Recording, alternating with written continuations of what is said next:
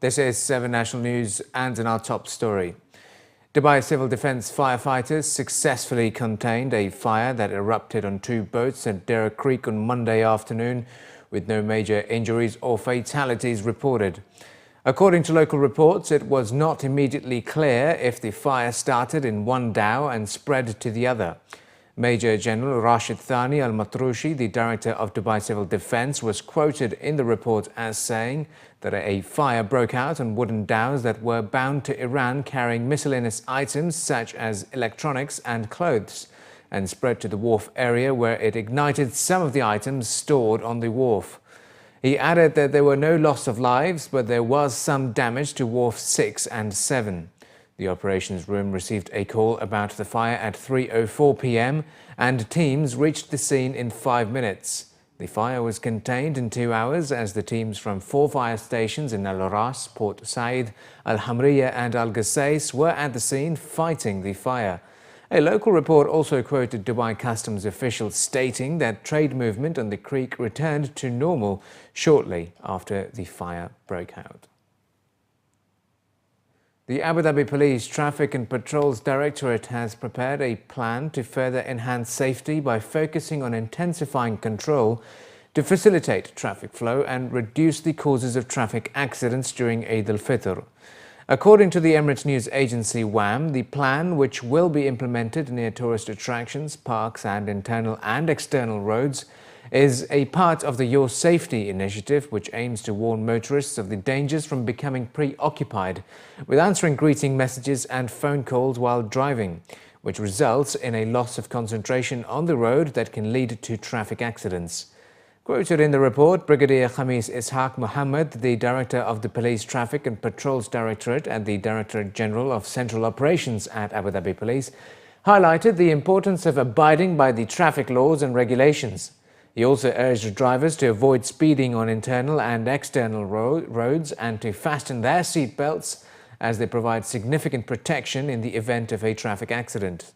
He urged family members to pay attention to the movements of children inside the vehicle and to ensure that they are buckled in the rear seats of the vehicle.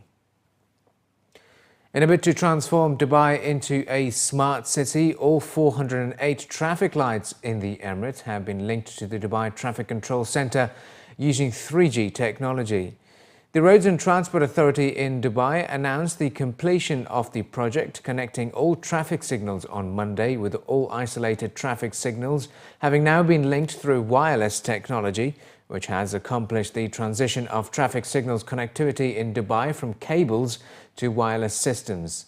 The new system, according to Maitha bin Uday, the CEO of RTA's Traffic and Roads Agency, eliminates the lag in the timing of traffic signals and is considered cost-efficient compared to the previous situation, which required an intensive infrastructure in terms of cables and telephone lines to run the service nearby each signal. It was added that the benefits of the new system include remotely controlling the timing of traffic signals and managing them to cope with the changes in the traffic flow, which officials hope will ease traffic movement at busy junctions. Crop production for the Abu Dhabi farmers will start at the end of the month, with the Abu Dhabi Farmers Services Centre announcing their production plan for the 2015-16 season. According to a report released by Emirates news agency WAM, production will start at the end of this month and harvesting is due to begin in November. A total of 40 products are to be grown during the season, which is 4 additional crops compared with the previous season. Officials from the centre were quoted as saying that the development of an annual production plan was put in place in order to achieve sustainability in the agriculture sector and support food security in the Emirate of Abu Dhabi. The plan takes into consideration production and harvesting time, in addition to studying the situation of the market and the process of supply and demand for products that can be grown in local soil. Farmers are expected to supply an estimated 31,050 tons of Class 1 produce during the harvest season. To meet this increase in production, the plan will require 6,526 acres of land, including 4,635 for open field crops and almost 2,000 for greenhouse crops, the equivalent to around 5,670 individual greenhouses.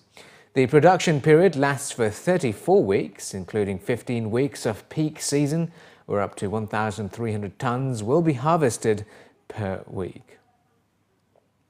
Slaughterhouses in Abu Dhabi are preparing to cope with the increase in workload over the al-Fitr holidays, with facilities in the capital and Baniyas to operate 2 halls for slaughtering animals and processing meat. Officials from Abu Dhabi municipality were quoted in local reports as saying that the capacity of Abu Dhabi slaughterhouses is high enough to meet the needs of the public all over the year and for all occasions, especially the holy month of Ramadan and the 2 Eids. The municipality has asked the public to perform sacrifices in the abattoirs in the emirate and refrain from killing animals in their houses or farms. Officials said that slaughtering in the abattoirs protects the public health and environment, combats the transmission of diseases and the breeding of insects and the rodents that cause diseases. According to the municipality, during the first half of Ramadan, the slaughterhouses have processed more than 28,000 animals, including 13,000 lambs, 14,000 goats, 600 cows and about 300 camels. The municipality has also disposed of slaughtered animals deemed unfit for human consumption. During Ramadan and until the end of Eid celebrations, the slaughterhouses have increased the number of butchers, porters and vets on duty, and working hours have also been extended to 12 hours a day from 6 a.m. to 6 p.m.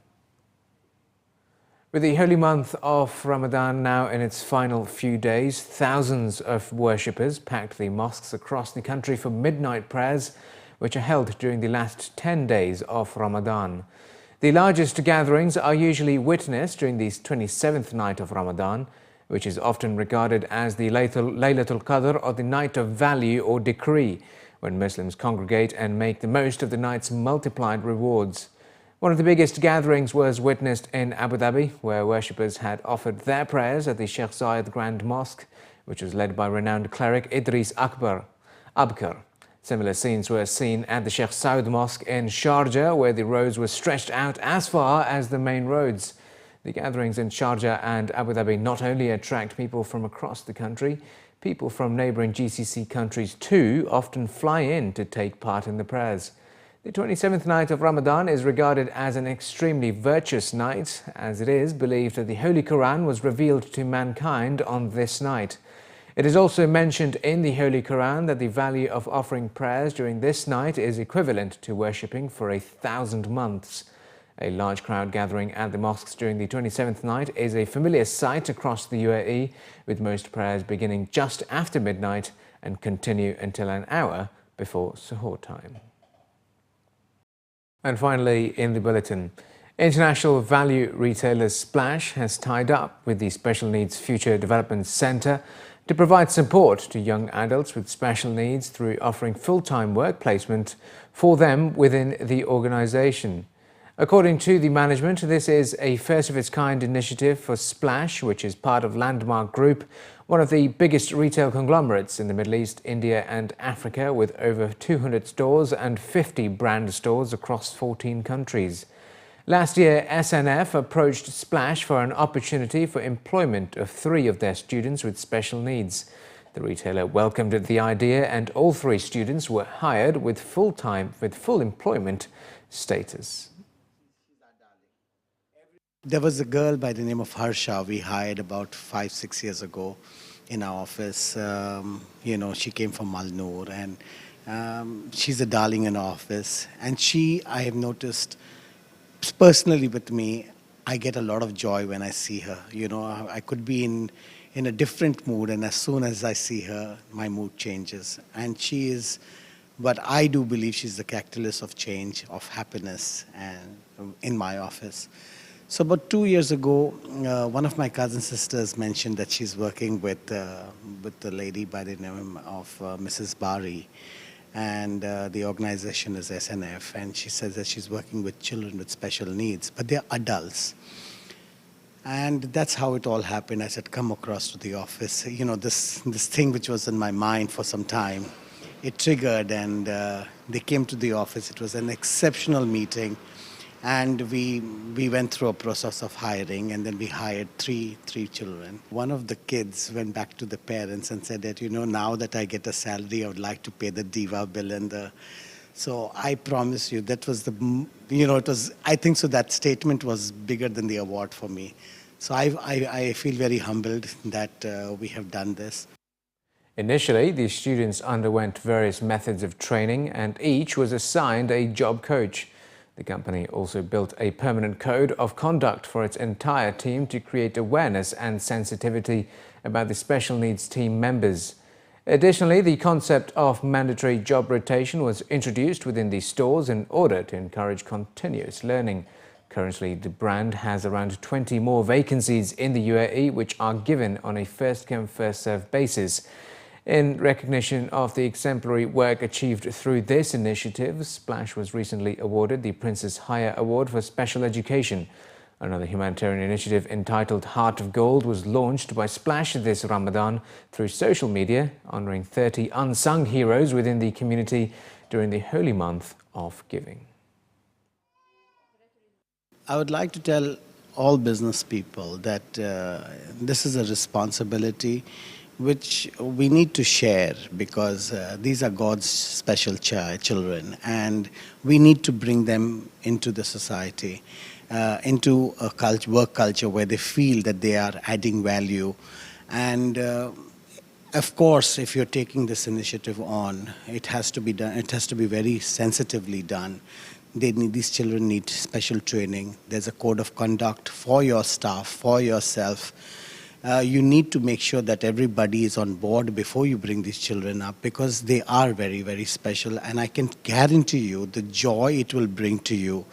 And if there's, if karma is there, it comes back and come back in multiple. So do this, and I do believe that you will see internal happiness, and that's probably the most important.